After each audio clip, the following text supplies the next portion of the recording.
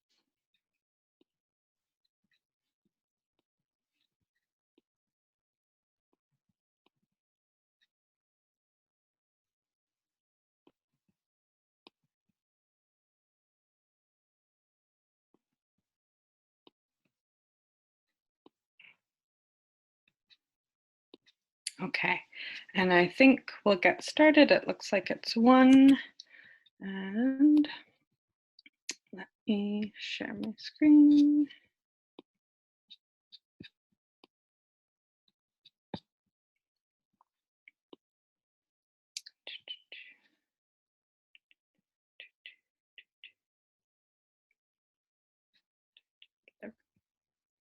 Start. Okay, so thank you everyone, and thank you for joining us for this part 2 conversation. And I've shared the link if you need captioning on the chat. So thank you, Island Deaf and Hard of Hearing Center, for getting us in touch with captioners for this program. So I just want to start first with the territory acknowledgement. So as we have gathered here digitally, I want to particularly think through the land acknowledgement and continue to be in solidarity with the indigeneity of the land and the particular practice around stolen land. The Art Gallery of Greater Victoria is currently located on the traditional and unceded lands of the Lekwungen-speaking peoples and the Wasanic peoples. Since our activities are shared digitally to the internet, let's take a moment to consider the legacy of colonization embedded within the technologies, structures, and ways of thinking that we use every day. We are using equipment and high-speed internet now available to many Indigenous communities.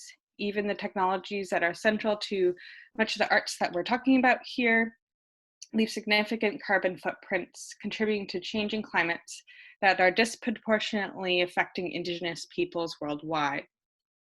I invite you to join me and acknowledge all of this as our shared responsibility to make good of this time, and for each of us to consider our roles in reconciliation, decolonization, allyship, and I think also thinking through the situation, what we're talking about and considering it within relation to Indigenous communities in both Canada and across the world.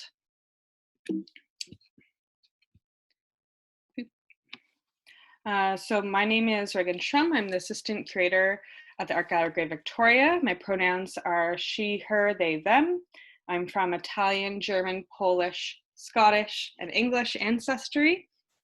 And I've been living on these lands uninvited for the past 10 years.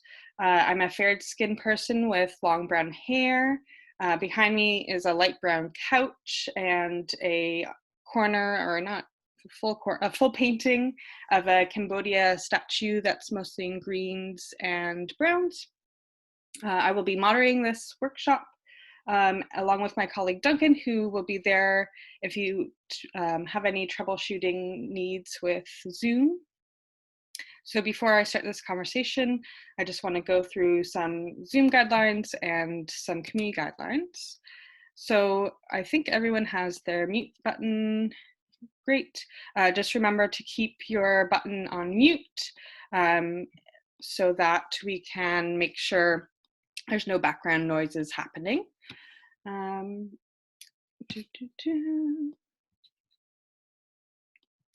And during this conversation, we will be using the chat box feature, which is what I use to use the captioning for, but we're going to be using it for the later half of the time. And I just want to recognize that there are people here who will be using screen readers.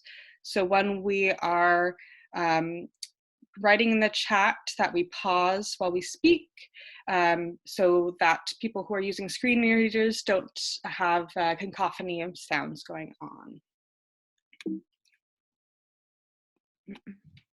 And if you want to leave the conversation early, you may do so. You can click the leave button on the right-hand side, and that will make you leave. You can come back if you'd like, but if you leave during this, I will be sending out a recording, which will only be shared to those who are participating with us currently, and will not be used to the public unless otherwise with permission asked from all of you.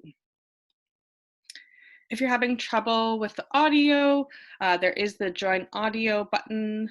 And if you are having more trouble with audio, we do have phone numbers here, which for Western Canada, it's 778-907-2071. And the webinar number is 232-606-448. And if you are phoning in, then make sure, if you are also watching it with video, to mute yourself again. If you would like different option views, there is some up top, especially if you are using captioning. And next, in the next 1 to 2 weeks, you'll be getting a transcript of today's presentation, a recording of the link, and a feedback survey as well. So just thinking through the conversation and what will be happening, this conversation is focusing on artists and individuals who identify from the disabled, IBPOC, LGBTQ2+, and low and no income communities. If you're not from one of these communities, please be aware of how much space you're taking up in the conversation. We try to ask that participants limit how many times they speak to about 3 times, unless you have something really you need to say. We want to try to create a brave space through recognizing privileges, leaning into discomforts, active listening, and confidentiality. So if you do not want to speak or show your video, that is completely fine. Please be welcome to do this. And now I'm going to introduce both of our guest artists.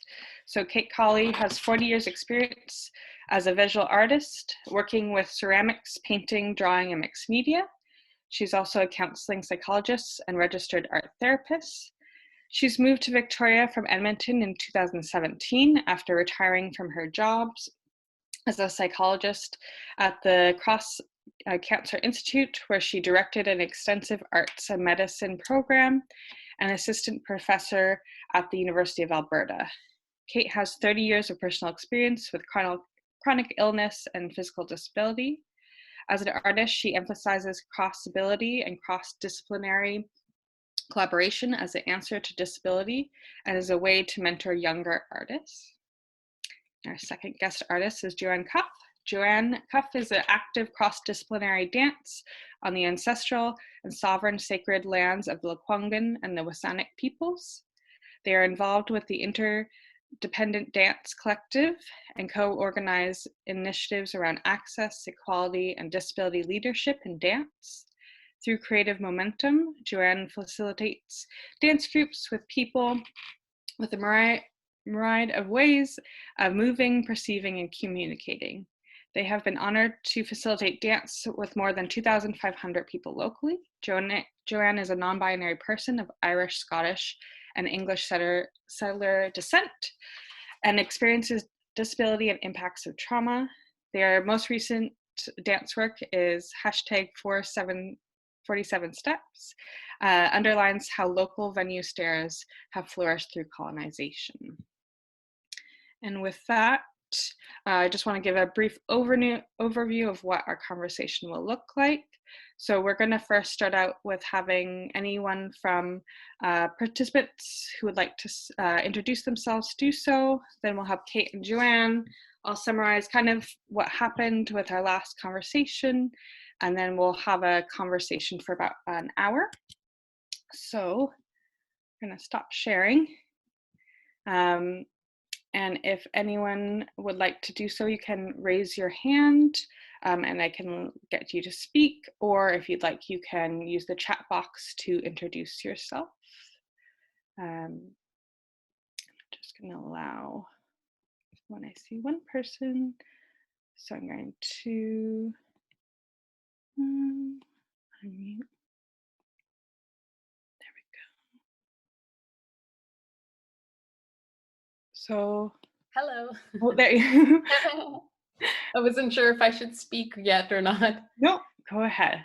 I'm Meharuna, and I was on part of the first time you did this Zoom. So thank you again for doing this. So my name is Meharuna Gani. I'm a published writer. I'm a poet, and I define that as an artist.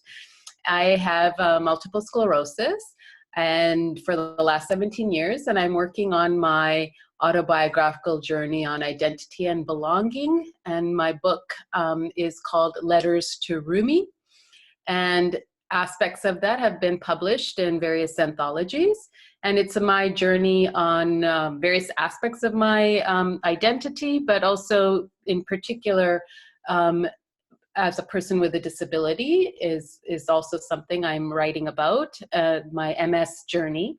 And I'm excited to be coming across this platform. Actually, I found you on Eventbrite, so that's how I found you, and so I joined in right away. And my work hat, when I was working, I'm currently on a medical leave. I'm a diversity and community engagement specialist. So I do diversity educational workshops about all aspects of diversity and intersectionality, including my own personal journey around MS. Thanks. Thank you, Meharuna. Anyone else?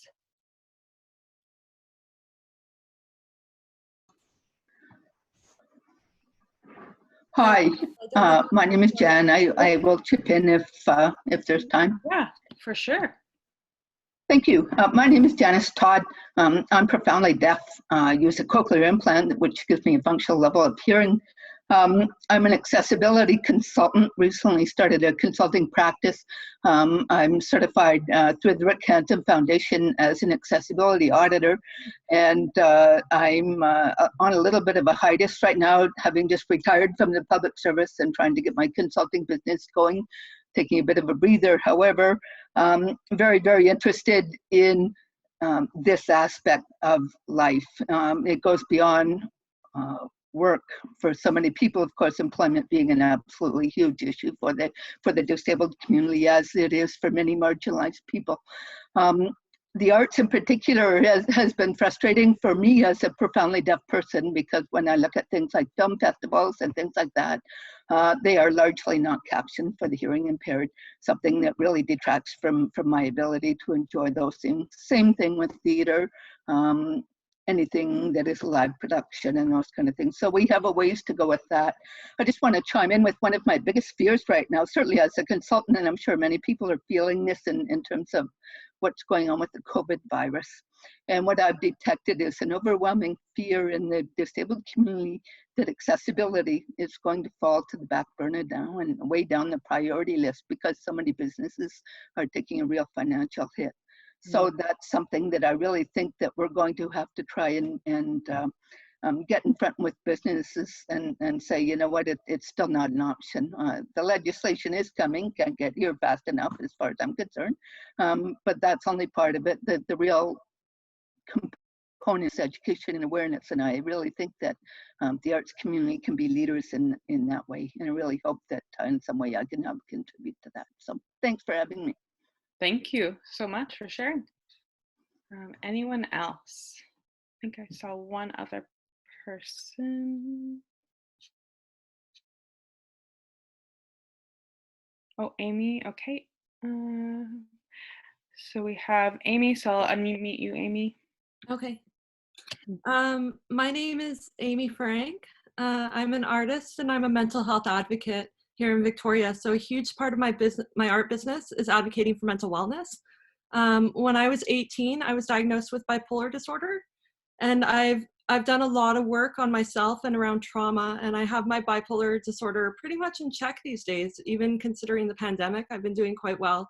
But I am agoraphobic as well, and that's been pretty bad, because not leaving my house and not having anywhere to go has been really crippling. And the longer I stay in, the harder it is to leave. Sorry, something just came up on the screen. Am I still on? Okay. So I'm really glad this is actually happening over the internet. Otherwise, I wouldn't be here. So it's kind of nice. So thank you. And thank you, Kate, for inviting me. Yeah, a lot of my work is just mental health oriented. So that's the angle that I usually take, is like anxiety and depression and all that. Sorry, I'm really shaky right now. I don't usually, yeah, I'm kind of nervous right now. Sorry. You can take me off the screen. Thank you so much, Amy. Yeah, I know it's hard to speak sometimes, even in this part. I think Anne, did you want to speak next? Maybe not. Okay. Mandy, were you hoping to speak?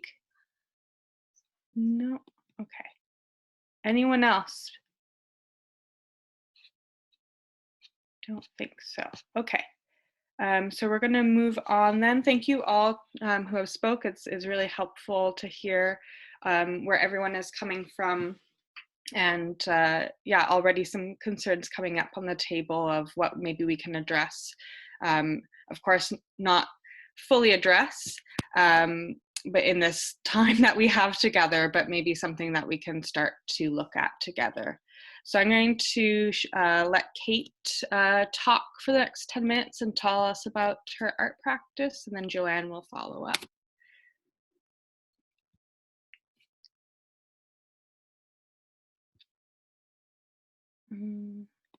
I've unmuted you, Kate.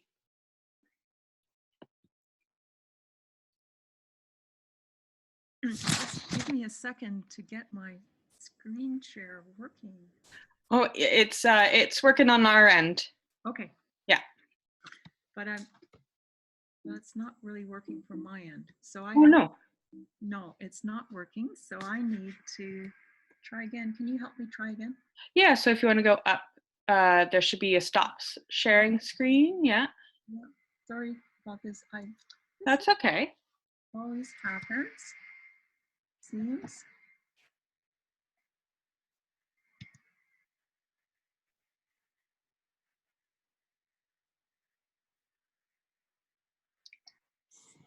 Okay, now I'm ready. Do I need to share again? Yeah, so if you want to click the share screen again. Share screen again. And then it should come up with what you want to share.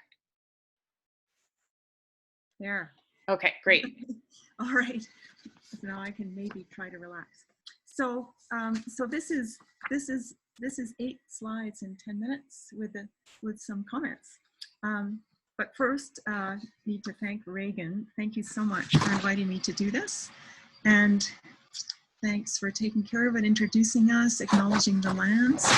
What I want to do is start by telling you some things about myself and where I've lived, and through these 8 slides show you how collaboration has become my answer to disability. So while you look at this painting, which I shall describe in a moment, I want to say that I'm an immigrant several times over, but because of the way I look, this has not led to discrimination, but it has led to a feeling of not having a home place. As a youngster in Manitoba and Ontario, I had access to good public education, good public libraries, and good public transportation. So I got off to a good start, and I'm very grateful for that.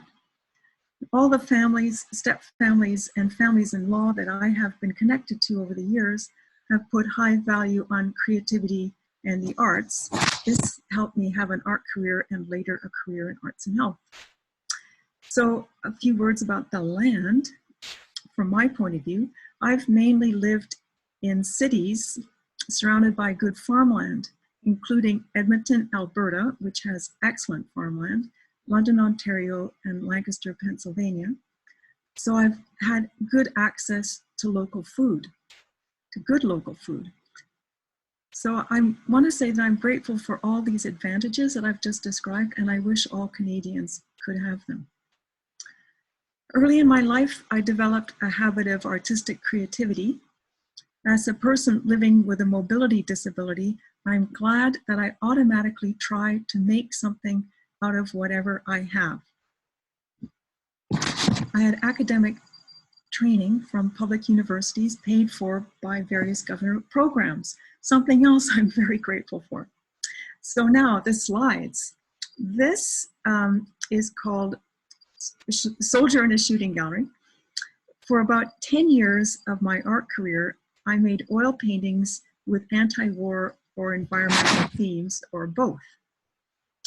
This is from 1988, which was the year I was diagnosed with MS. I started collaborating early on, and this is an example. In this case, I was collaborating with a war veteran who recovered from combat-related PTSD through art therapy. I'm going to describe this painting. It's a large, colorful painting. You see in the front shooting at Carnival Shooting Gallery. It represents a flashback that was this fellow's first sign of PTSD.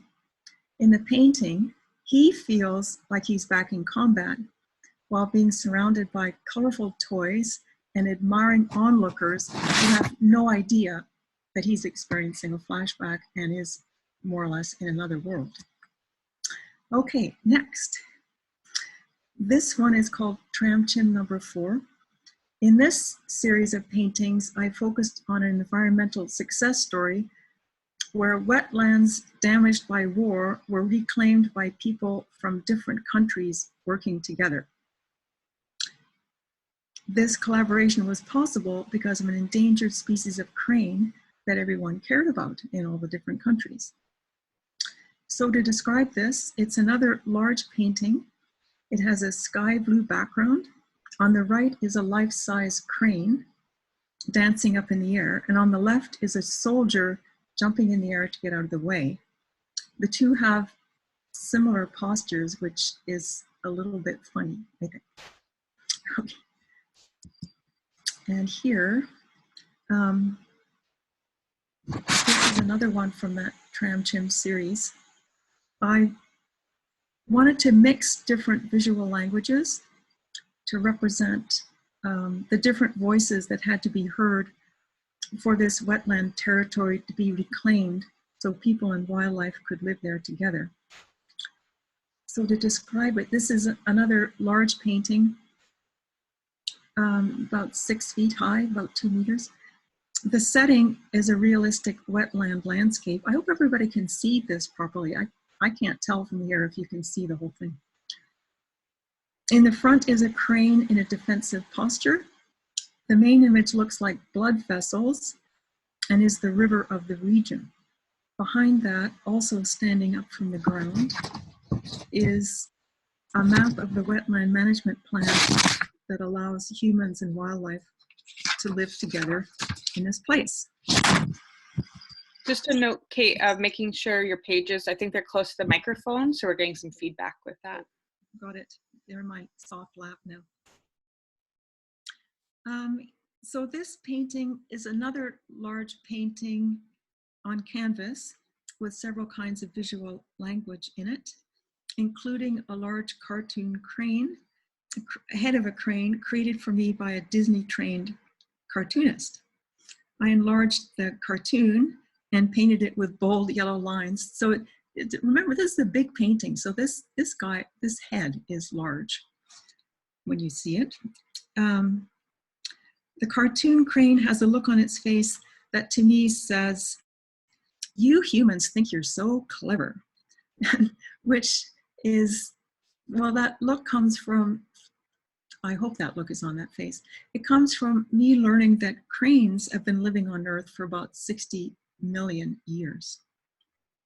So I want to say at this point that so now we're into the mid-1990s, I valued collaboration, but I spent much of my time alone in my studio, working towards solo exhibitions that could keep my career going. That has changed. I rarely work alone now. Collaboration has become very, very important to me.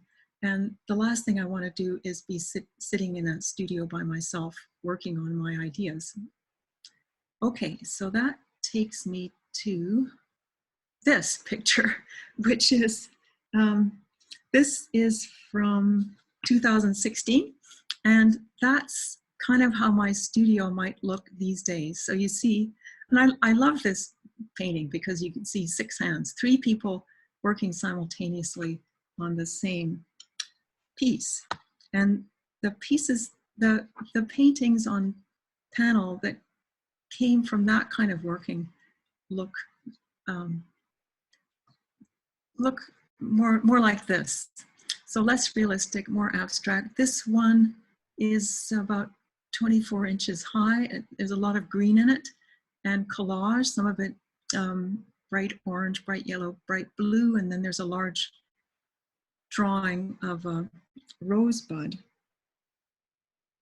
The collage is, some of it is expensive rice paper, some things taken out of the recycle bin. But the point is that in my collages, any kind of paper is welcome. And this is another kind of collaboration I've done. This is a bit older. I think this is maybe 2005. Here I am collaborating with jazz vocalist Brian Tate, who's using a loop tape recorder. He's making layers of sound in response to the marks I'm making on a big piece of paper on the wall, and I'm making marks in response to the beautiful sounds that he's making. I could say a lot about that, but I won't right now because I want to finish this up.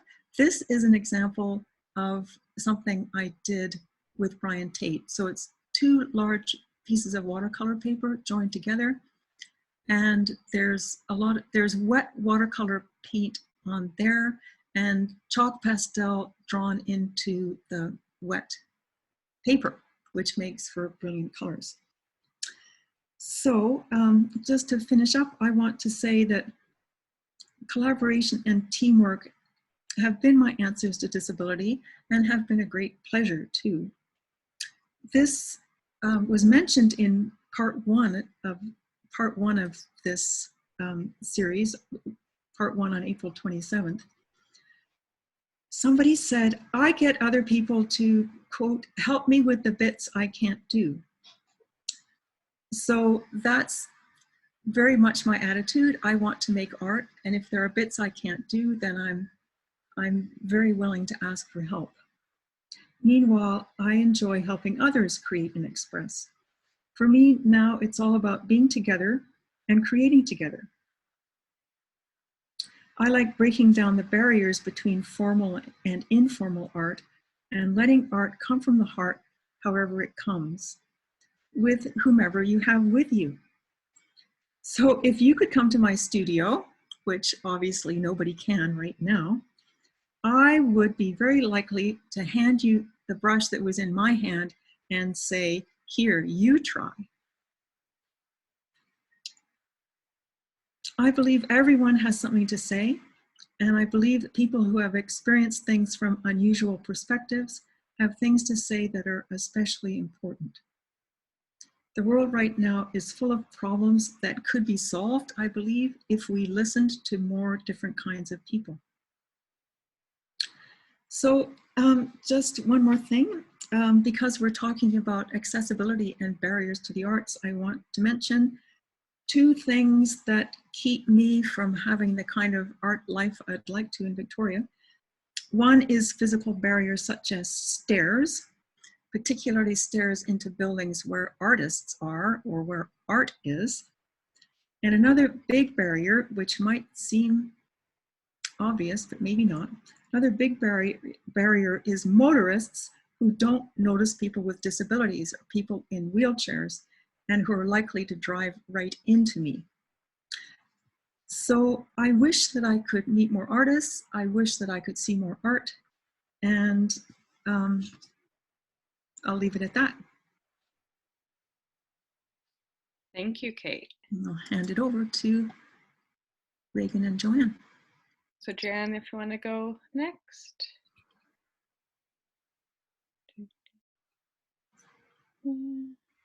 Hi everyone, how's volume? That's pretty good, yeah, I think. So it's great to meet and connect with everyone in this way. Again, name is Joanne, I use they, them pronouns, and currently I'm visiting in the Kwangan homelands. There's some oak trees nearby and often deer by here. And I realized that visual elements aren't accessible to everyone present right now, so I'll just do a quick description. I'm a non-binary person in my 30s, and I have light and brown hair that's, well, kind of blended in with the background right now. I don't have it tilted down, but I'm wearing a shirt that has a logo kind of a mock logo that says singular they, grammatically sound since 1300, because singular they has been used for a few years in the English language. And yeah, I have a orangey red curtain in the background and a hummingbird on the wall. So I'm focused, the work that I'm involved in collective access, and I'm mainly interested in being part of a group of at least 8 dancers collaborating together. And the work that I do, so before March, the work that I was involved in was connecting with a number of different communities. So I would go around and facilitate dance groups with community groups, with different organizations around disability organizations and elders and older adults. And that is currently on pause these days. And so my work currently is a bit more focused around connecting with artists elsewhere. So I'm having a chance, using this time to connect with disabled dance artists who are based in other cities and getting to share and learn. And so that's, one positive about the current time. Focus a bit more back on before March. There's a group that I've been a part of since last year called the Interdependence Collective. And so it's a group of, fairly small group, but a peer group of dance artists who experience disability. And the focus is on having a chance to train, coming together and having a chance to build leadership locally, as well as connecting with artists elsewhere. And since the pandemic's arrived, I've had the chance to train in my practice for the first time ever. So there have been online classes that have been offered by teachers elsewhere. And so it's been great to learn with people such as Sarah Latborn, who's in Kelowna, and Access Dance Company. And so typically for creating contemporary dance, there's 2 main art supplies that are needed. Some sort of studio and some sort of stage or performance venue. So, I'm figuratively using that. And because my art practice is focused on cross-disability dance, there just needs to be a large space when there's a large number of artists who are working together.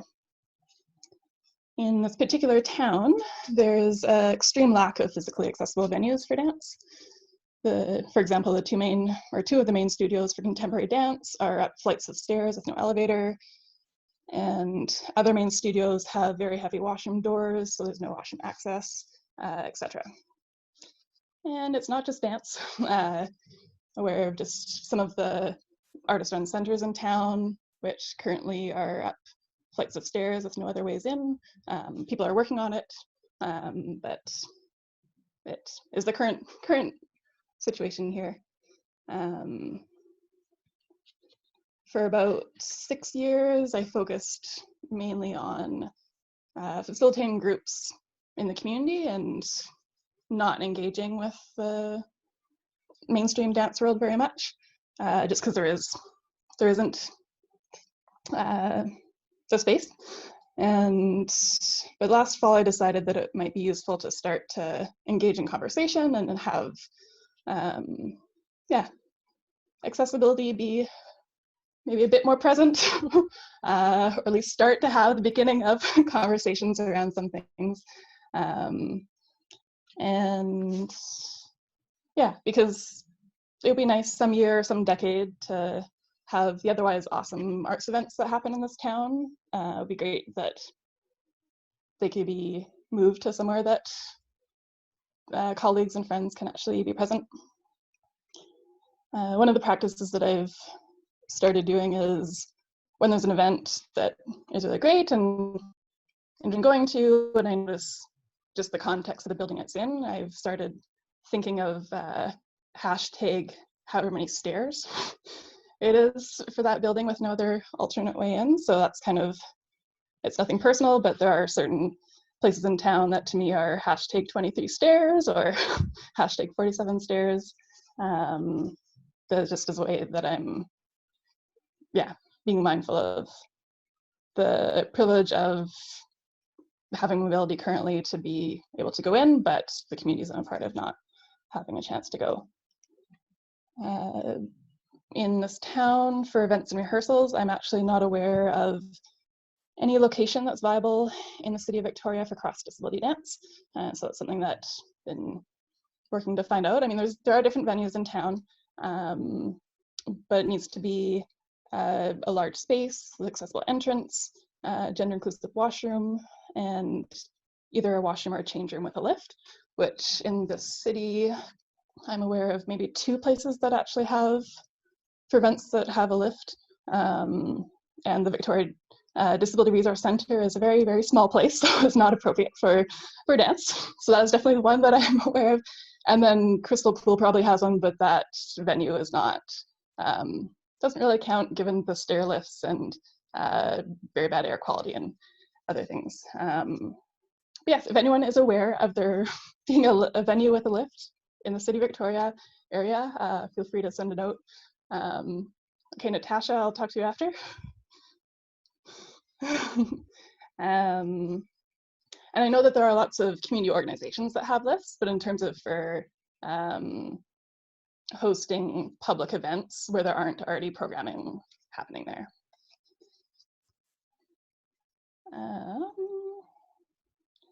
And yes, I would also love to hear suggestions for theaters in the City of Victoria. I know that, so it needs to be a large stage, which rules out Intrepid, which I know has otherwise done changes for accessibility. There needs to be an accessible washroom backstage, as well as for the audience, which rules out the Metro. And there needs to be seating for more than 10 wheelchair users, which rules out the Royal.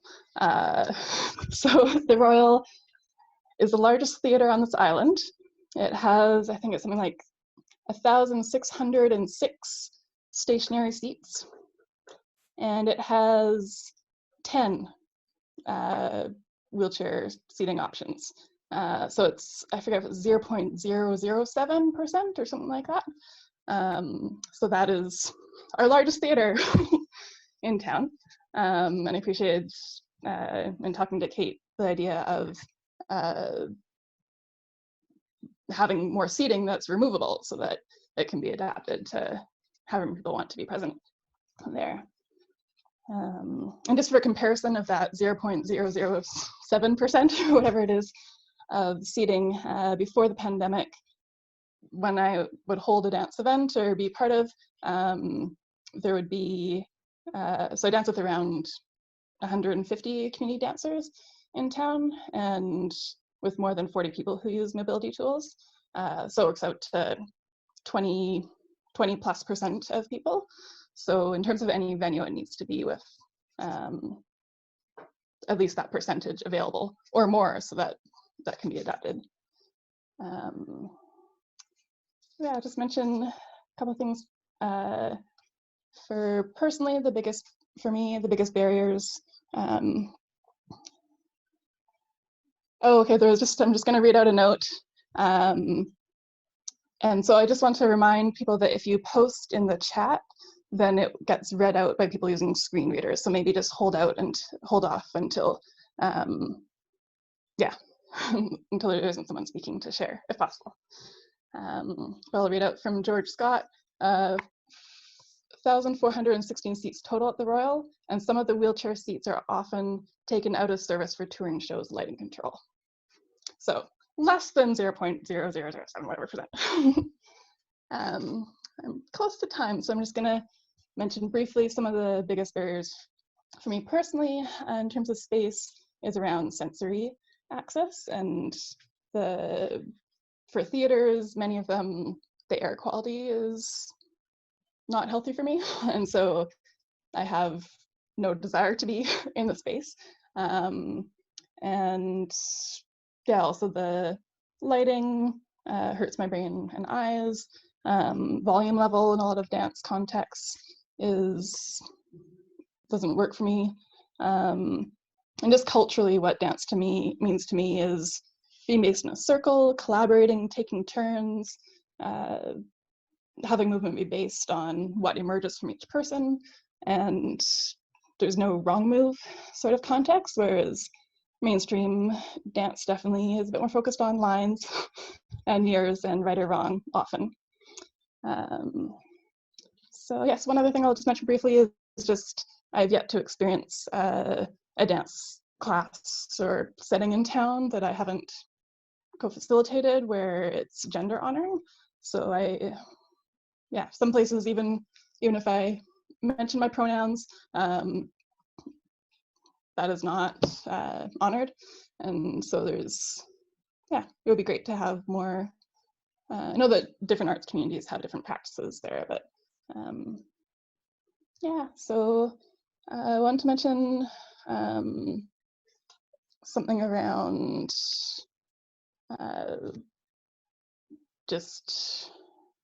we've got more notes in the chat.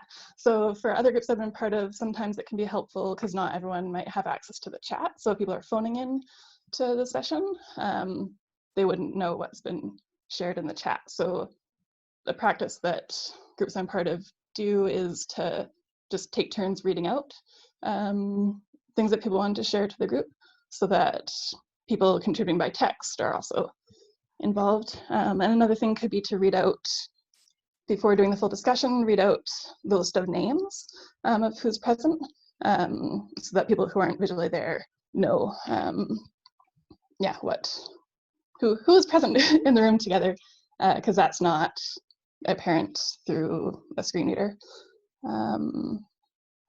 Yeah, I think that was it. Thank you for yeah, listening or reading, and I look forward to the conversation.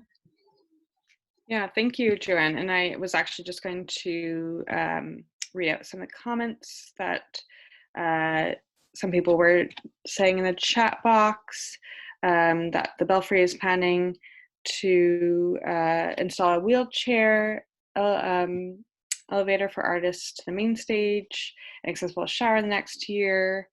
And we hope to do that, but it's been postponed due to COVID. The Broad Street Theatre entertainment venue is inaccessible. It is on the second floor and no elevator. And someone has a question, being not familiar with the Victoria, but also volunteering for heritage buildings in Vancouver. How does one deal with making heritage buildings more accessible? Victoria does have a lot of heritage buildings. while going around the limitations that heritage building conservation maintain to preserve historic architectures. And that's a really good point of, yeah, dealing with heritage buildings for sure. So I'm just going to, and thank you for that question, maybe we can address that when we're on to the question section. So what I'm going to do now is, for folks who may not have joined us for the first session, and the two don't need to be connected in some ways, they can be two separate conversations, but I just want to briefly mention what was brought up. So I will just share a short summary of that, and then we can go into our community conversation. So I'll share that.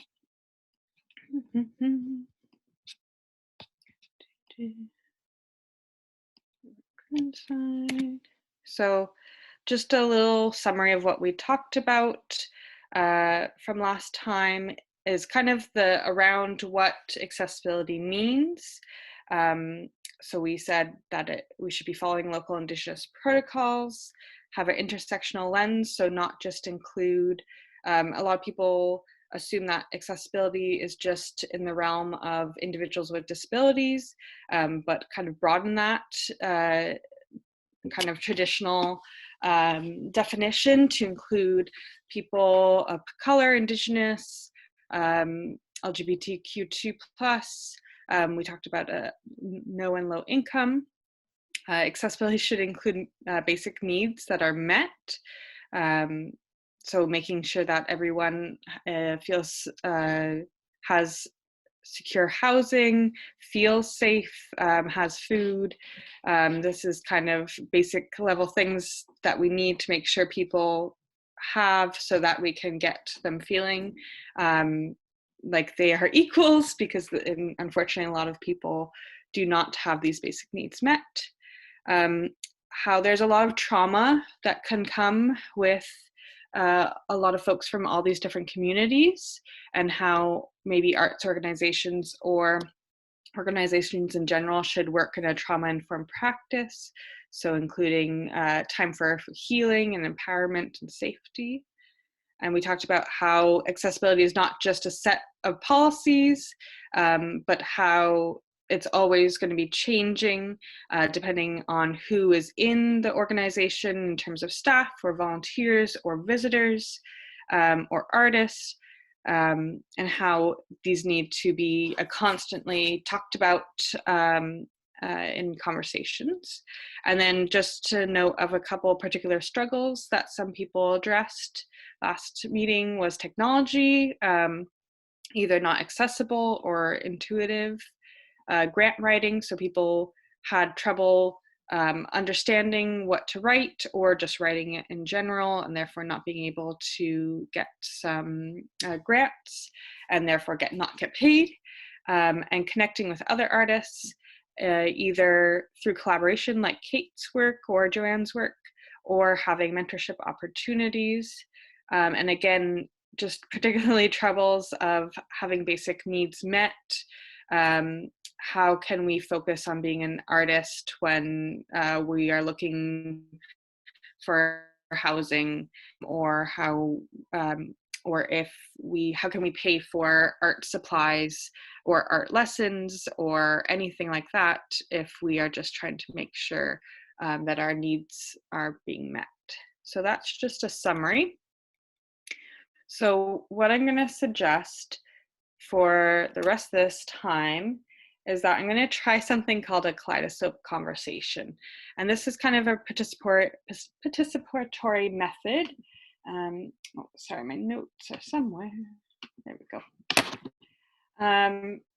And this method is kind of dissolves that expert and so-called audience, in which we have with a lot of traditional panelists, and empowers attendees to actively engage through questioning and sharing. So this acknowledges that we're all experts with our own lived experience, which are all unique. So what I'm going to ask you to do is use the chat box if you'd like for the next 5 minutes. So it'll be silent during that time that we can type in. And questions kind of around these guiding questions. So I'll read it out loud. Being an artist or viewing art presents challenges for many individuals from the IBPOC, disabled, LGBTQ2+, and no or low income communities. Questions arise around creating safer, accessible spaces and creating kind, caring, and impactful opportunities. So what are the barriers to accessing art and or showing and performing art? How do you think art organizations and funders can help assist? What is accessibility? And what does a community of care look like? So from these, we'll spend the next about 5 minutes if people want to write in the chat box, and then we'll come together and possibly just talk about these questions together. Yeah.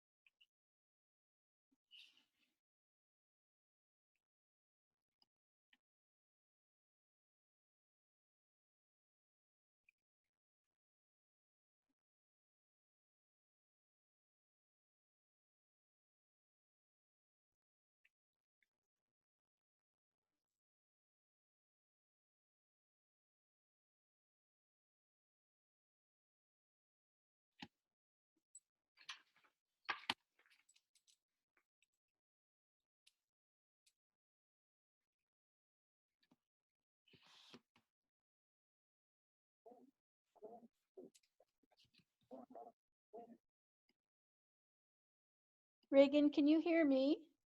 I can, Linda. I'm not hearing anything. Oh, you're not? Oh, no. No, so I don't know what, and I don't know how to Oh. get into the chat box or Oh, how to okay. hear it.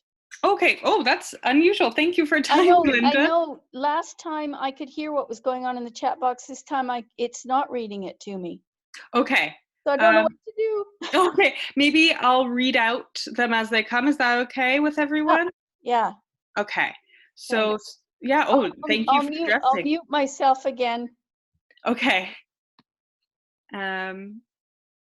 So thank you so much for addressing that, Linda. So far we have one barrier is a lack of live captioning at art events where there's a speaker. There are many free, easy to use tools, yet convenience seems to be a priority over accessibility. And then I have a couple. And then I have another one here. For me, I feel the biggest barrier to accessing art, oh, there's just a couple coming through. I'm not really that much of an artist myself, is time and money. I'm very privileged to have very little expenses for my life. So I have the disposable money to spend on arts and culture.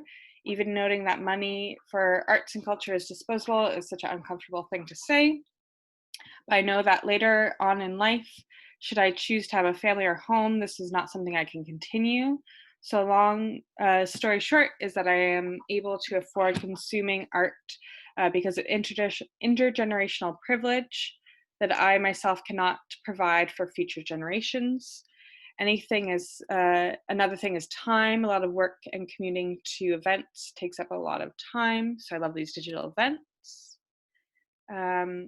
Another comment, almost all of our venues have the ability to project, and it seems regularly with operas where subtitles with the libretto are projected, so the technology is not that issue. We have, the biggest barrier of all remains attitudinal, which is in turn goes to the financial challenges. We have not yet gotten to the point where we have to prove we belong. So the key remains education and awareness. The cost of studio space in Victoria is a huge hurdle, especially due to low income due to disability. There are some vacant buildings like the Times Colonist, and I would like to see communal art studio spaces and unused buildings supported by municipal governments. So another one for no live captioning is a barrier. It seems that people think low cost and accessibility are contradictory. I feel like that's really spot on, but it's a learning process, and we are creative. Another one, lack of live captioning at art events. Also, most art exhibitions are very noisy places, so it's difficult for me as a person who is hard of hearing to understand others and have a normal conversation. Another person, the granting process is certainly a barrier for my own practice. Spending too much energy, especially on a deadline, tends to trigger a series of anxious tics for me. To do another comment, caring community is very important in terms of making art accessible.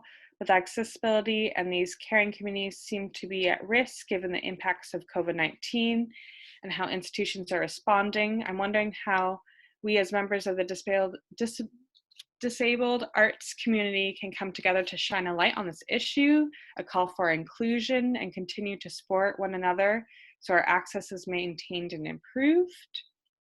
So that's a really great question I think we can bring to the table.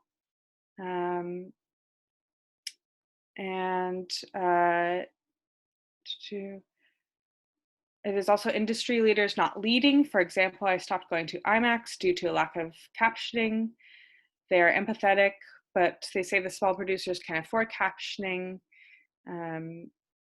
Well, how about saying if you do not caption, you will not receive screen time? The Belfry has a vocal eye service. So this vocal eye is based out of Vancouver, and they do descriptions for audience with low and no vision. And we've tried presenting one relaxed performance this season for audiences not comfortable with conventional super quiet theater seating. We tend to do more relaxed performances at the Belfry in the future. Another comment, we have so many comments, is that art institutions have a lot of gatekeeping too, requiring networks to get any sort of foothold in the practice. How are institutions working to meet artists when they are at where they are at, rather than relying on artists coming to them? That's a really great point, that it takes a lot of effort for us who are from different communities already, so it forces us to even take more effort. Barriers I see related to access to transportation, buses, no SkyTrain, or lack thereof, or infrequent transit, especially for suburbs into downtown Victoria. Not well-lit areas downtown makes me, as a person with a disability who is slow walking, feel unsafe. No parking for a person with a disability near venues, and becoming more so as considerations are being made to less cars in certain areas like James Bay and Fernwood, so I will not go there if I have to park far and walk far with my mobility issues. Costs for events are a barrier for those who have low income or for person with disabilities with low funds. Another person says, I'm wondering if the art gallery could help visual artists find a space to make art. Can there not be a hub like what is offered at the Cedar Hill Rec Center, but with the cost of without the cost of $120 every 3 months? I'm thinking there's a lot of space at Hillside Mall right now. Perhaps management there would let us, one of the empty stores and various community groups could go there under the auspicion of the art gallery. And then the final 2 comments here that I'll end with is regarding the granting process. Are there any recommendations from participants of how to make it more accessible? We got more coming in. Accessibility barriers are always just reveal whose bodies and voices are valued. That's a really great comment. Yeah, thank you so much for bringing these comments to us. Organizations and funders really need to hire people with disabilities to be paid as paid staff to help design, implement initiatives. People with disabilities have firsthand knowledge and experience. Institutions expect a lot of free labor from artists with disabilities. As granting moves to online platforms, it's actually getting less accessible in many regards. The community together could advocate with strengths in numbers to certain funders regarding tech barriers. Networking events meant for artists are held at inaccessible venues, making it difficult to connect with funders, donors, exhibition spaces, and other artists as their way to connect together in a more open format. It is also another comment. It is also critical to put forward a united front under one umbrella. Think of it as a AFN. I'm not sure what AFN is referring to. What AFN did nationally in politics. Part of the problem for this disabled community not getting traction and attention is there are too many splinter groups all fighting for attention and funding. We need to consolidate and to create and strengthen numbers. Accessibility is intersectional. Accessibility is very diverse. Oh, thank you. So AFN is an Assembly of First Nations. So thank you all for sharing all of these thoughts. I'm gonna stop sharing my PowerPoint.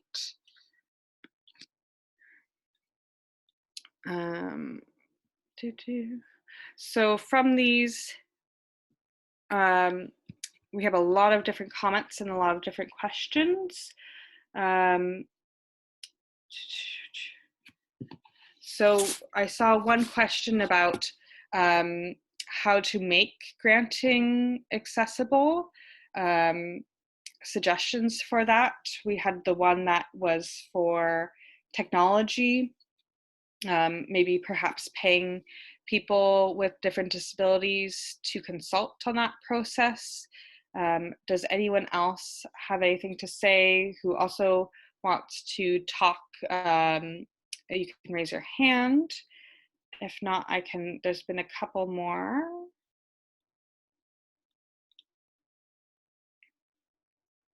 Oh yeah, Janice, thank you. Hi, thanks. Yeah, I'd like to speak to that. I just went through a similar experience within the provincial government. In my position there, I was an accessibility advisor in one of the ministries, and I was also providing some contributed to the consultation for the new accessibility legislation. I was a member of an internal to government employee accessibility advisory council, and that very question was raised: why are they not paying a given position to people with disabilities on the team who was drafting the accessibility legislation?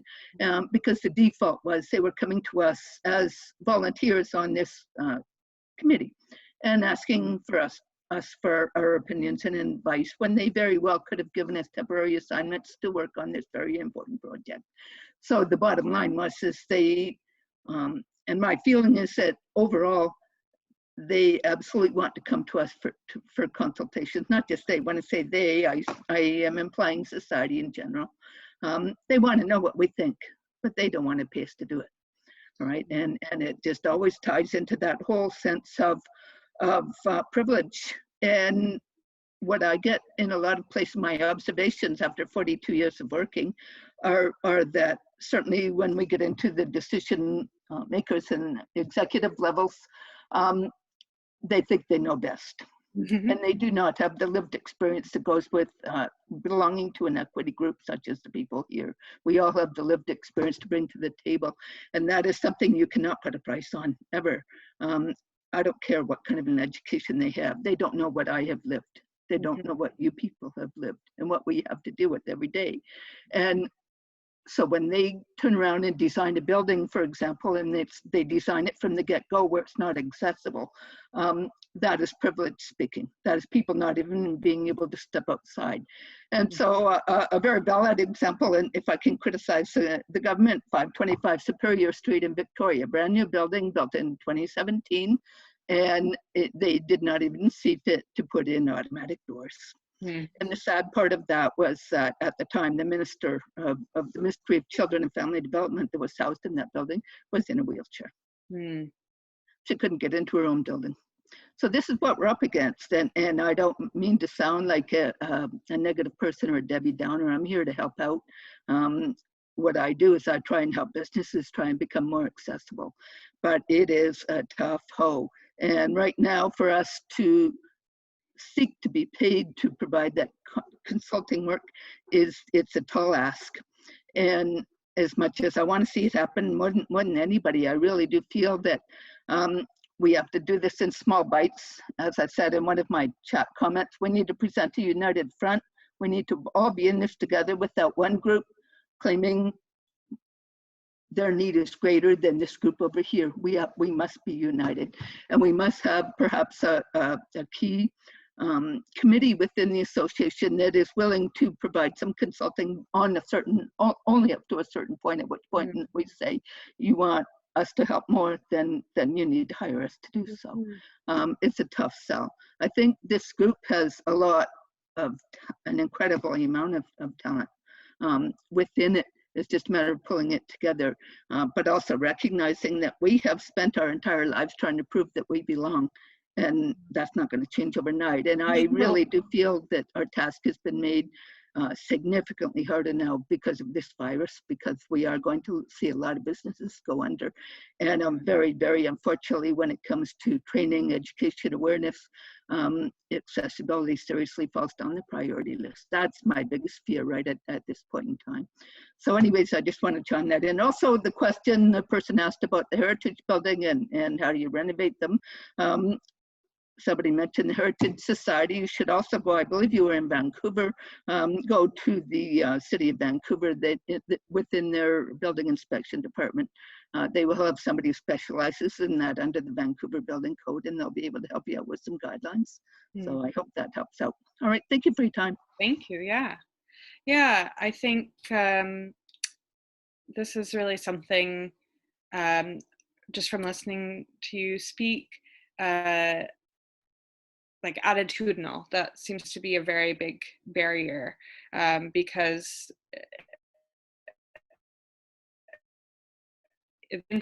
certain powers that people from all different intersectional communities should be asked and listened to and paid for their time too. I think, I don't know, Linda, if you want to speak a little bit to, if you don't, that is fine too, with the City of Victoria's committee for working accessibility. And just, I know also there's groups like the Portland Art Museum that has their own accessibility working committee where people are paid for consulting, and in that case really listened to in the fact of they were going to build a new building, and then this was stopped due to it didn't pass something. Yeah. Regan? Yeah. Oh, thank you, Yes. Linda. It's Linda, yeah. I could quickly speak to that. I'm the chair of the Accessibility Working Group for the City of Victoria. Been working with this in this consulting working group for 4 years now. We're just at the process now of the city finalizing an accessibility framework for accessibility in Victoria. But it's been a real hard row to hoe. And we're certainly not where we would like to have been after 4 years. But what the city is proposing, which they are looking at, I'm going to get an equity consultation process, which will take a much more intersectional. We started off as just disabilities in our group, but this intersectional approach to equity, and that has only really come to sort of the attention of the city in the last couple of years since we've been working. So we may be morphing into that over the next little while, but the city has funded, of course it's on hold because of COVID, but city funding spending is on hold. But they have agreed to contract an accessibility coordinator for the city, which I think, once we get that person in position, then I think we will have an opportunity to have a voice and be able to address things like, using buildings and making buildings more accessible for the arts or for whatever. We have raised the issue of heritage buildings and making them accessible and haven't gotten very far with that at all. So, there are still a lot of challenges, but I guess we've taken baby steps, but it's as you say, the lady who spoke before, it's hard work, and most of us on the committee now are pretty burnt out. So if anybody's interested in taking up the mantle, I really would be pleased to hear from you folks, and you'll have to get a hold of me through Regan, because I'm challenged with this technology, so I can't see things that are going up on the chat screen right now. My screen reader isn't reading them. Thank you, Linda.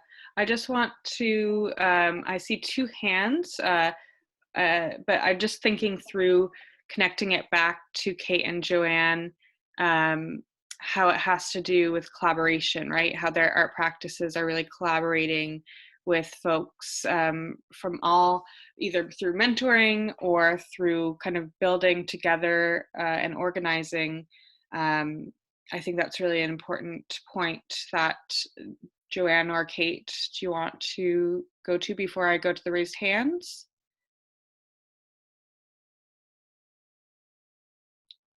No? Okay. I can just mention briefly around, the Interdependence Collective has kind of, it started out by wanting to maybe be integrated dance, where it's disabled and non-disabled people or artists collaborating. And then after a while, the group has decided that the energy of dealing with attitudes and current state of things is not where we have capacity right now. So we're definitely focused around collective access and how we can support each other for meeting our access needs. So definitely the dealing with institutions is incredibly important. And that part of the work that we decide we could do is within our group, and then for events, setting up kind of a buddy system so that people can meet each other's needs on a smaller scale. So it's not answering the need for larger architectural and attitudinal changes, but just all the different levels of what can we do right now together to create work and create opportunities within our capacity. That's all. Thank you. And Kate? Oh, you just had to unmute yourself, Kate. Maybe I can do that. Oh, Okay. there So Suzanne Radio, who was here, but I think she may have stepped out of the room, wrote something in the chat window about just needing a room, and perhaps, where is that? An empty store in a mall with under the auspices of the art gallery or something like that. I just want to draw your attention to that, because in some cases, what's needed is quite simple. So Suzanne is in an art and wellness group that I lead that has been chasing around trying to find a space ever since the MS Center closed, which I guess was not quite 3 years ago. And this group doesn't need much, but it needs a space to get together with, preferably with some good light and other facilities. But just being able to get together in any space is useful. So this is, just sort of comparing this to what Joanne has been saying about the dance collective needing a certain kind of space. We would like a certain kind of space, but at the moment, we would take almost any space. Thank you, Kate, for, yeah, you're right. Sometimes it's just a simple answer, but it's just a new way of thinking that sometimes organizations are just unfortunately not used to, or they didn't budget for, or things like that. So Meharuna, you've had your hand up, so I'm gonna let you speak. Okay, thanks. Just wanted to thank everybody. There's been some powerful things that have come through, and like last time when I was on here, I was like, my mind is buzzing with so much excitement. I really resonated a lot with everybody, and Janice, I really resonated a lot with you. One of the things I didn't mention, I worked for the provincial government for 20 years. And I was the former director of multiculturalism and anti-racism programs, and I came out with MS around that time, not at the government, but as a poet and in my writing world, because what made sense to me, and it resonates with what Joanne and Kate through your art practice. Like for me, it felt like, if I could go into my art practice as a poet and writer and talk about it, it made it that much more empowering for me to find that voice, the MS voice for myself. But in government, the irony of it was in government is having people not knowing that I had MS, hearing from different people how certain people were not hired because of having an MS situation or some other ability challenge. So I started to fight. And anyways, long story short, after 20 years, I left government and I had my consulting. And then I launched with a nonprofit on the North Shore, the Center for Diversity and Innovation. So this comes back to what I found powerful in launching that was that we needed to come together as people with different intersectional identities and to create what we saw as in an open way and not in a rigid, rule-oriented way, which sometimes funders tend to want to fit into certain rules and delivery and outcomes. And one of the things that was really powerful that we created was a storytelling platform called Weaving Our Humanity, which is going now onto its 3rd year. And I created that in infusing what Al Etemansky, he's the founder of Plan, and he is just launched his 2nd book called Power of Disability.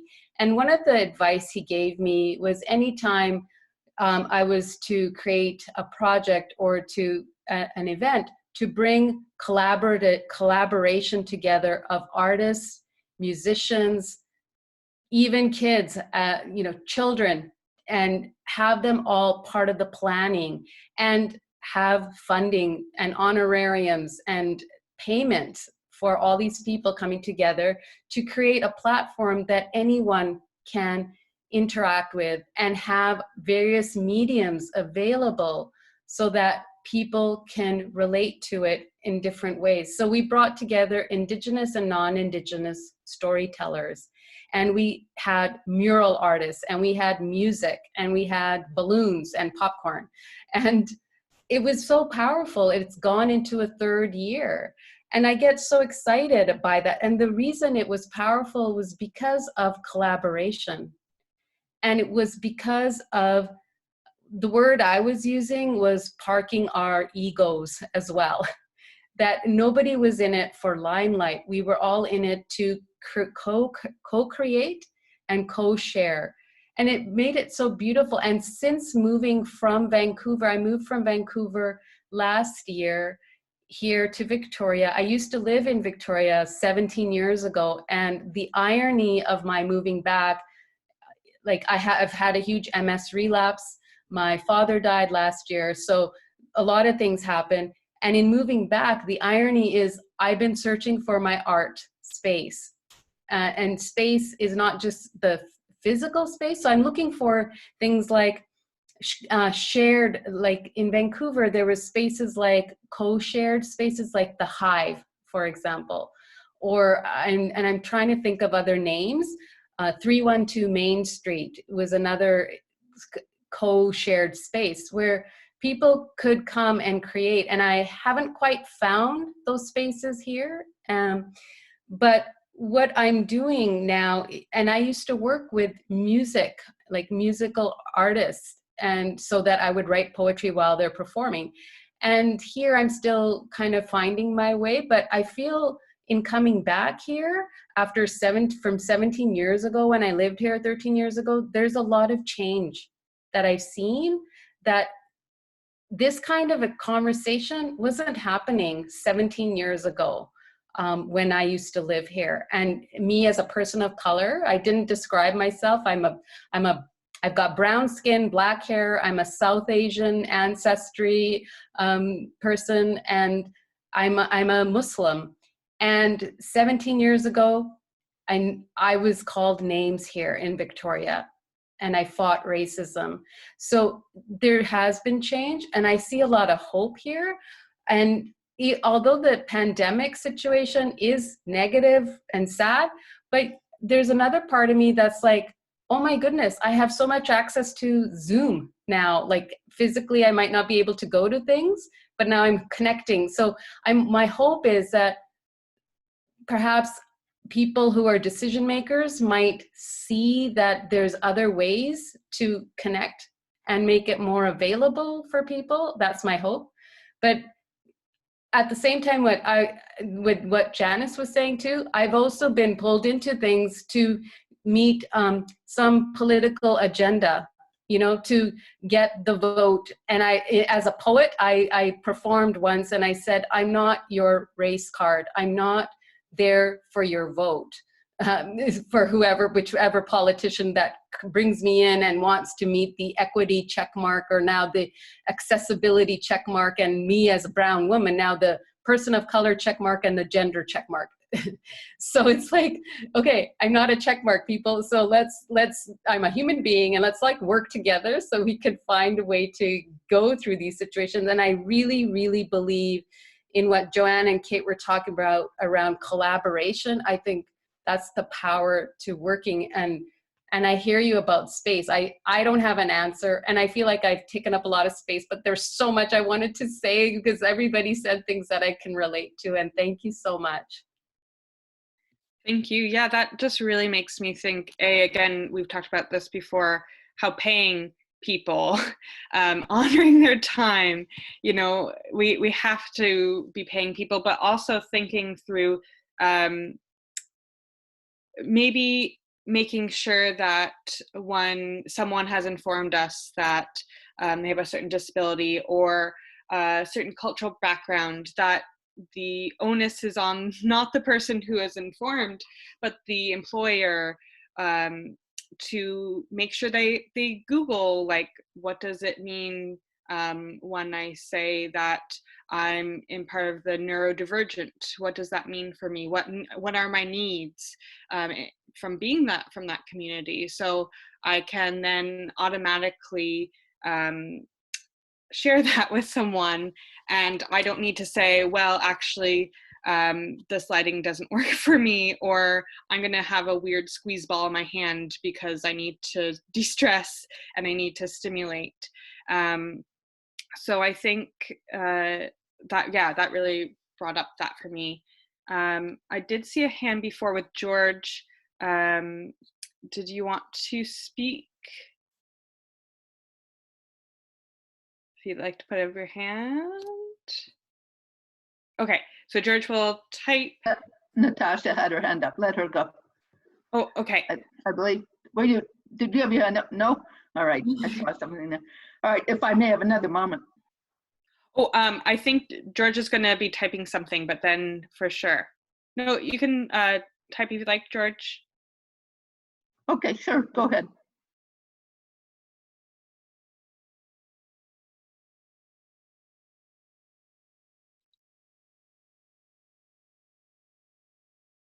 So we're just waiting for George to type.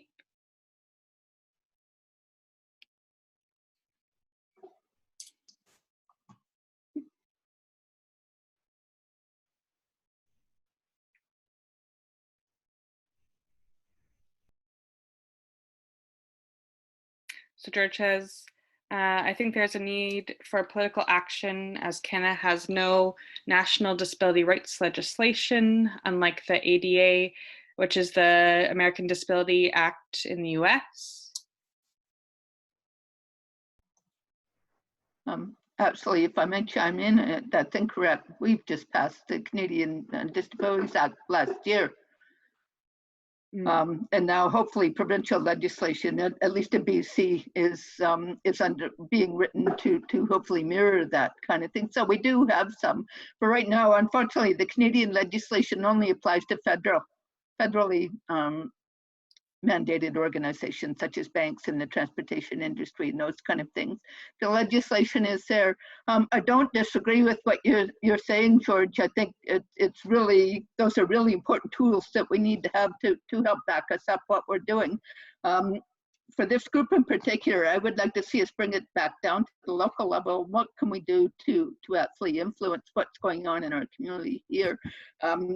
Getting involved at the political level will take a humongous amount of time, and in the short interim, we still have our lives to live. And that brings me just to a comment I wanted to make to something Linda said about her committee, and my heart kind of dropped when she said that the city had put some of the accessibility working group funding on hold because of COVID. Now, I know that's not your fault, Linda, and certainly I'm sure there's any number of programs that have been put on hold because of COVID.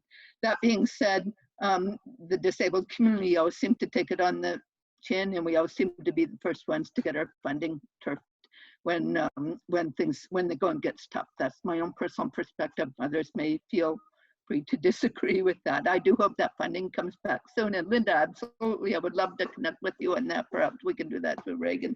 To second what Mehruna said and tap in with Kate and Joanne's comments about collaboration, teamwork, as well as storytelling.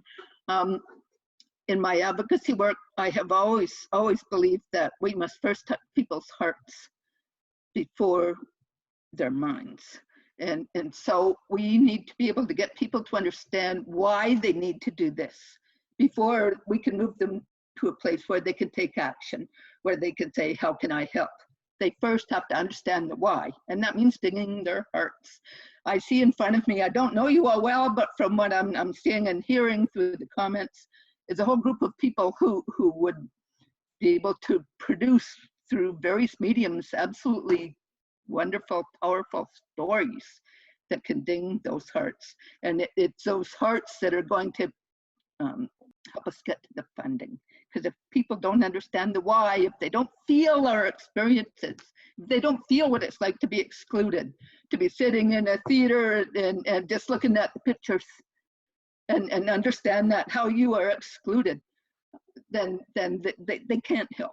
You know, so we need to use all our skills, all our abilities to pull it together. So to that end, perhaps establishing a small working group within this community here to establish some priorities about what needs to happen, setting short-term priorities, and what we might potentially do to pull that together.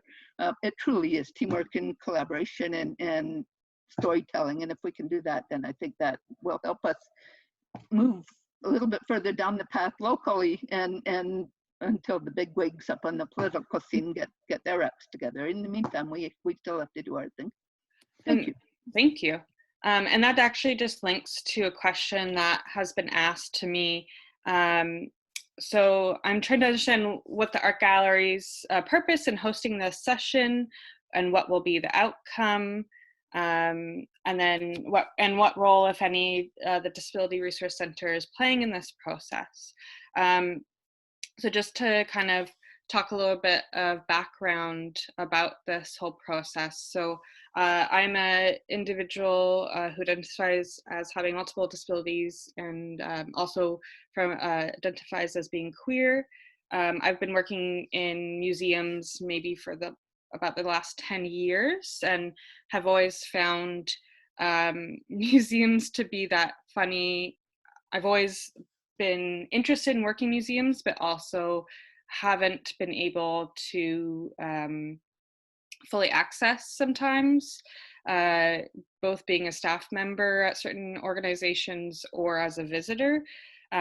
So this was something I was really interested that there's a real need in Victoria to think about accessible arts, because unfortunately a lot of our art venues, as both Kate and Joanne and others have talked about, there's a lot of different terms of accessibility, for physical accessibility, for other types of accessibility, such as cultural accessibility or just paying a fee. So this whole conversation is in a process of a larger project that I've called Dismantling the Arts. And it's looking through a larger scale project of what the art gallery can do to make the arts more accessible, and kind of through these conversations. So this is part 2. I'm hoping to have a couple more conversations, thinking through what is actually needed and what the art gallery can do to help intersectional communities gain access to the arts, or as a visitor or as an artist.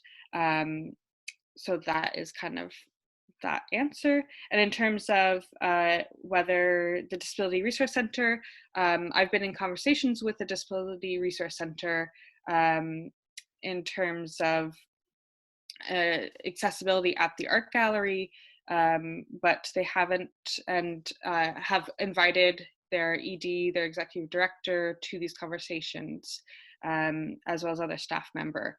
But that's the role that they've played so far. But thank you for that question. I do have another question that was asked previously that I just want to address.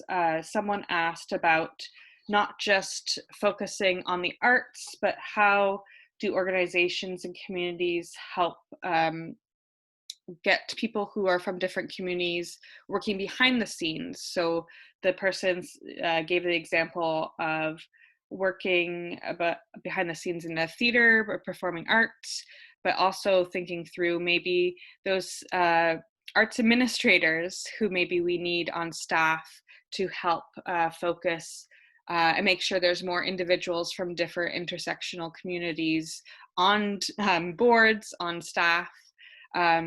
Does anyone have a response to that, of more focusing on arts administration and arts background workers? Or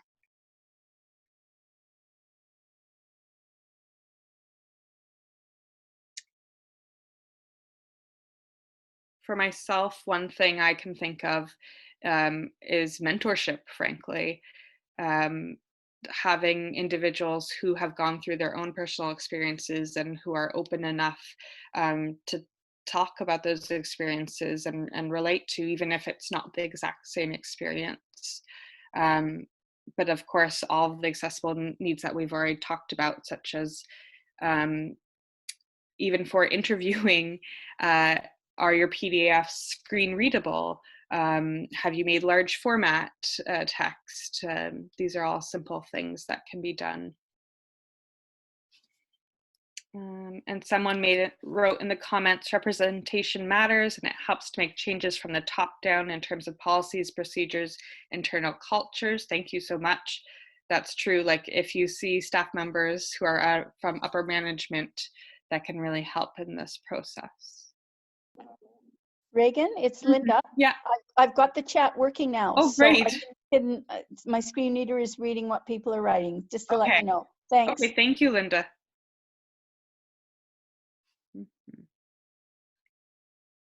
Oh, and Marunda, I will unmute you. I wasn't sure if I understood your question, Regan, about the arts administration. Can you reframe that? Because I have some thoughts. Yeah, so I mean, in this discussion, we're talking about artists and visiting. Maybe we're not artists, but we love art and we want to visit art. But the person asked, they're part of an organization that works with a lot of performing arts, but people who are doing technicians or lighting. And that also made me think of staff who work in these cultural institutions. So how can we make sure that not only artists are welcomed in environment in a kind, caring, accessible way, but also how can we make sure that there's more staff members in the future who are from these communities, because that seems to be a really big need. So I think, because the way I hear it, when I hear that, I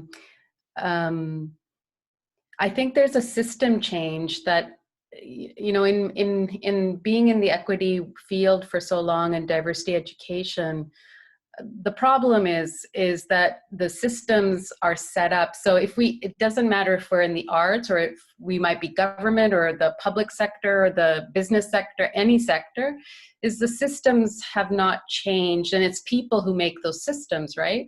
So in order to, like when I was working in government, what I did is I took our public service agency HR department, let's say, and said, okay, we need to change the interview method. And in changing that interview method, we had to bring in certain considerations if we wanted to interview diverse people. And I heard somebody say earlier, representation matters, and it does. Representation matters as long as like I don't want to be hired as just a person of color, right? I need to also understand the intersectionality of other people. There's so many different aspects. And if I don't even have that lens, then I might as well forget it. Right? So the way the systems are going to change is through the hiring practice. And then that means, okay, what is the hiring practice? What are the questions being asked and how are they being asked? And are they open to bringing people into the interview session or into that job environment who has various accessibility needs? And does that mean that employer is going to buy the type of desk or the chair or whatever? Like for me, I needed dictation software because my typing slowed down. And so my employer, I said, here's the options. Are they going to buy it? Right. So it has to be it's like a top down, bottom up, trickle down effect that has to happen. And, you know, maybe it'll happen, but 25 years I've been in this field and it's still slowly happening. So I think maybe this pandemic might make people realize it's not that hard to make these system changes. So I don't have a conclusion, but other than saying we can bring in all these diverse types of people, but the people who have the power in the hiring or in the practices or in the systems need to shift it. And not just have inclusion as a mandate or a vision statement if you're not going to live it. Do you know what I mean? Yeah, so I feel like people need to be hired. in the administration level. It's so important. They're so important in the creation. Without them, the art event is not going to happen, right? And they know it. Those administrators know what to do. So we need to hire people like that, but that means changing the entire hiring practice. You know, Mehrun, key to what you're saying is the absolute lack of understanding about the duty to accommodate. All right, I'm glad you got it, Janice, because I feel like I'm going, I love what you're saying and I keep trying to hit on it. And so I'm glad you followed it. Yeah, no, absolutely. I still, you know, the reason I retired was I was tired of not having my needs met, and that I continued to encounter people at even highest levels. And I'm talking assistant deputy ministers, you know, Yeah. ministers who did not understand the duty to accommodate. So that is a probably, who do you blame for that? You know, we've had the Charter of Rights in place for 37 years, you know, and how is it that this can be, you know, the people do not understand the duty to accommodate, but there it is. And so that is the fundamental core issue that we're dealing with. Everything else we're talking about is a symptom of that core issue. If you can't go to the theater because there's no accessible washroom for you, that is because they don't understand the duty to accommodate. And further, they don't understand that what they are actually doing is violating your rights and breaking the law. And so we have no consequences. We have the law, it's there, but there are absolutely no consequences. And that's why disability legislation is, you know, it's being brought in to impose those standards. But, you know, at the end of the day, we don't want people to do something because of legislation. We want them to do it because it's the right thing to do. Because we are equal members of society, our Constitution says that, and we're, you know, we're still not there. It's 2020, and we're still having to explain to people the duty to accommodate. So that is the starting point in terms of education and awareness. And until people really get that on a fundamental level, everything else is going to be an uphill battle.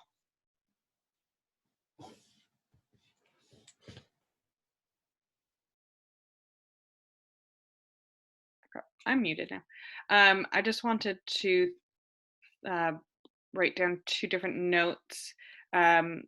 First, in terms of hiring practices, there's been studies showing individuals who have a non-Westernized name or a commonly female name are often not looked at in the hiring process as much. So many people are starting to look at blind hiring, so not erasing any kind of personal information in terms of names.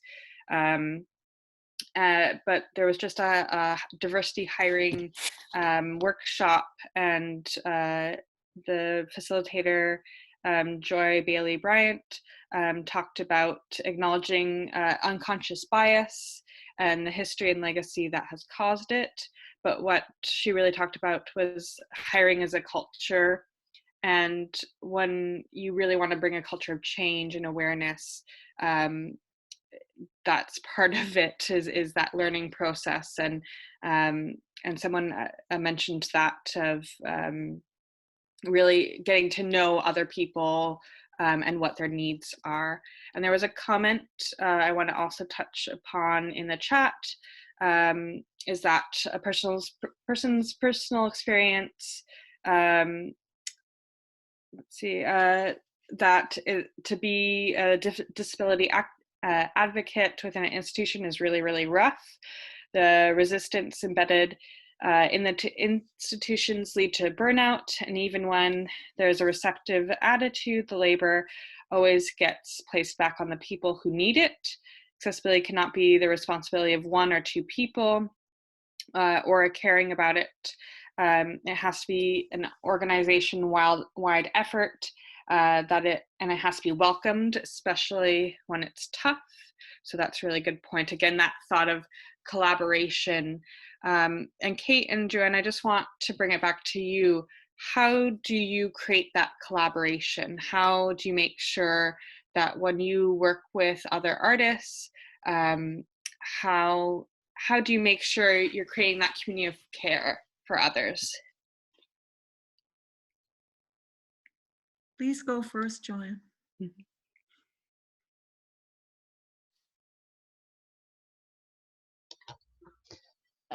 So my brain at this point in engaging with screens has started to be a bit slower processing speed. But I guess the context I'm working in is distinct in that I'm not specifically part of a nonprofit. So for any project or initiative or event or anything that I want to be part of or create, I collaborate with different organizations. So in the past, it's been such as the Disability Resource Center in town, did a mixed ability dance group. And so there, it's partly needing an organization to apply for a grant and then collaborating how much their capacity is. Currently, much gratitude to Sarah and Kate for collaborating on a grant proposal right now. And so my experience has been kind of not jumping around, but the depending on the project, connecting with the people who might resonate with it or have capacity at that particular point in time.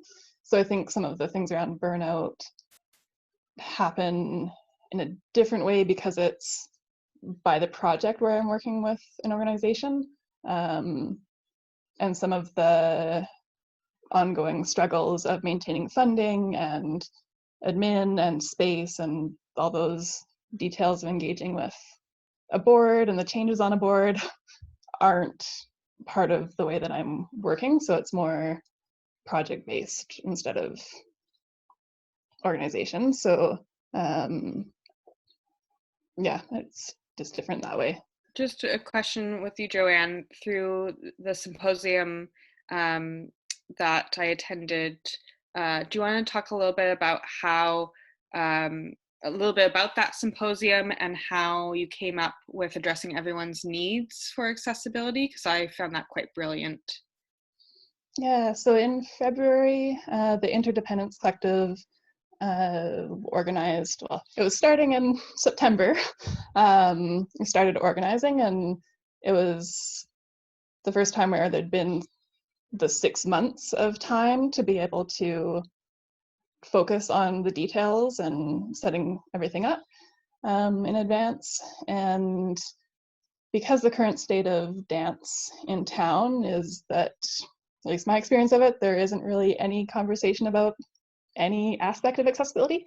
So with this event, it's kind of like, so that's where the typical setting is. And with this event, it was kind of, how can we include as many of the access practices that we notice colleagues in other cities using, and what are kind of the best practice sort of thing isn't necessarily helpful, but what are ideas that we can make sure that we're including that we might not have experienced here, but that we can do. So there was an integrated dance forum, which the space that we could use, so pretty much the Sandwich Recreation has a couple venues that have accessible washrooms and accessible change rooms. So that's kind of the option for events. So that's where out in Gordon Head for it. And there's a collective of about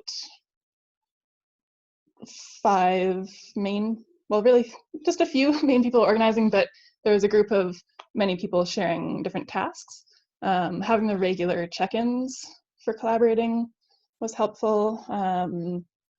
We, with the Island Deaf and Hard of Hearing, connected for captioning and interpreters, and then also wanting to have the practice in town of having deaf interpreters when there's for ASL interpretation. So a sign language interpreter as well as a deaf interpreter for the language translation part, and for cultural practice. And for a workshop a couple days before the forum, in thinking through how to have collective access kind of like the work of Carmen Palia around open access. And then Carmen talked about Mia Mingus's work around access intimacy, of really connecting with each person's, the context that allows them to be fully who they are and fully engaged. So we had a buddy system that when people registered on the form, they could opt in to being part of a buddy system. And so it was kind of, it wasn't about someone who has access needs and then someone who is providing care or support. It was mutual context of what are the ways that each person communicates, what are the ways that people move, and what are their needs, how could someone support them. And so yeah, I think everyone but maybe 2 people, so at least 20 people who opted into the buddy system. And yeah, it just kind of takes it away from the policy and meeting the policy or not, and sort of the checklist of different practices, into today, what is most useful for each person, and just the connection of checking in with each other and having it be less of a getting something right or wrong, but in process for offering care. And yeah, so in terms of the belonging, definitely found it helpful to have the direct connection among people, and then have the kind of physical and setting access aspects be coordinated. But having someone who's in the role of an access coordinator for events definitely is something, I don't know how much is happening in town here, but or 2 people to co-coordinate, and having multiple people available for different roles. So if it doesn't work on a certain day for people to be in that role, then it's built in, that it's not on one person to do everything. But yeah, just a few thoughts. No, that's wonderful. Yeah, I think having ideas like that can really be helpful. And I found the forum to be, yeah, one of the most accessible events I've been to while I've lived in Victoria. Your MS art group, of how you've built community and support the artists you're working with. Yes, but if you don't mind, I'm going to do a little plug first, Ooh, which is, so I'm on the board of the Kickstart Disability Arts and Culture Society, which is based in Vancouver, but is spreading now to Victoria and elsewhere. And the artistic co-director, Sarah Wang, is on this call. So you can see her name there. And another board member was on the call until a moment ago, I think. So any of you who are interested in disability arts and culture, please look that up. Kickstart Disability will take you to the website, and there are all kinds of things there. You can become a member. There are lots of perks. There's lots of stuff going on. There will soon be a digital disability arts festival. I think that's next month, correct, Sarah? And so there's lots to explore there. And I'm giving that plug because it's relevant, but also because that's why I'm here. That's how I know Regan. That's how I know Joanne. That's how a lot of this became available to me. So what I really want to say is that I live with disability. I use a wheelchair. I'm tired most of the time. I'm getting older. And so my modus operandi, is that how you say that? My MO is to sit back and see what comes to me. And my attitude is that when something good comes along, I'll be ready to jump in wholeheartedly if it's appropriate. But I don't have it in me to go searching for things. So I'm very grateful to be here. I was invited to be here, and very grateful to be helping Joanne with their grant proposal. Very wonderful thing to do. So the way I do it is I know that I need to be working with people. Let's see, how would I say this? I'm trying to describe this properly. So I'm always on the lookout for who can help me. That's really where it starts. And if there's somebody who can help me with what I need, then I see what I have to offer in return. And that's really all I do. So my studio assistants, I've had several. I'm very, very happy about that. One I've been able to pay. Others, it was an exchange. It was help in my studio in exchange for mentorship. What a deal for me, my goodness gracious. So the Art and Wellness Group, which is an offshoot of the old MS Art Group, from when there used to be an MS Center in Victoria, is sort of like that. The group needed a place to paint, and I live near the Cook Street Village Activity Center. They wanted to have more arts programming, so I connected the dots, and there we are. I didn't really have to do much except keep my eyes open. Thank you so much, Kate. So we only have about 5 minutes left. So I just want to give an opportunity to anyone who maybe hasn't spoken yet to have anything on their mind at this time before we exit.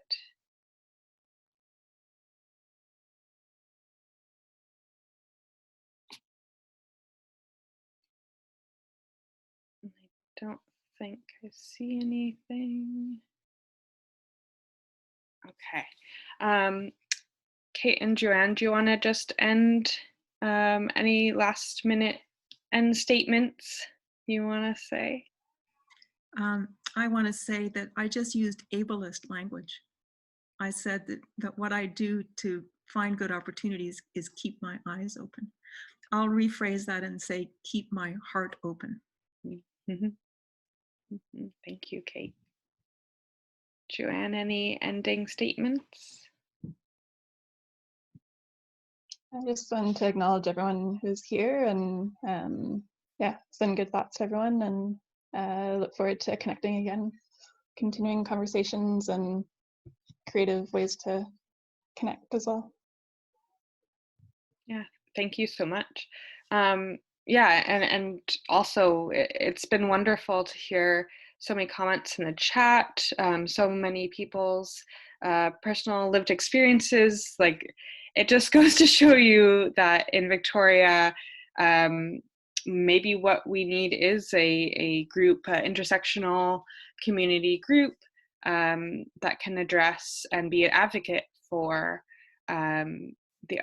for people who want to be artists, who are artists, who love the arts.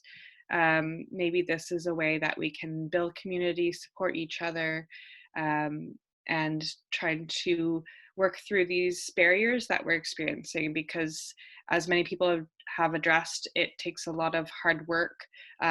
It's been going for years, for decades, all of these different challenges, and though maybe it's slowly getting better, it's not getting better fast enough for a lot of us. So I just want to thank you.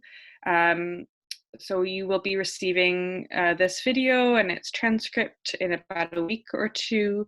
I will let you all know if we have a third part of this conversation, because I think we are just starting with each conversation. There's so much more that we can dive into. And of course, again, we're not going to fix anything right away, but I think it really opens up what we can be working on and what we should be working on in this time. So thank you so much for joining us, and I hope you have a lovely rest of your Wednesday. Bye, everyone. Bye, thank you. Thank you.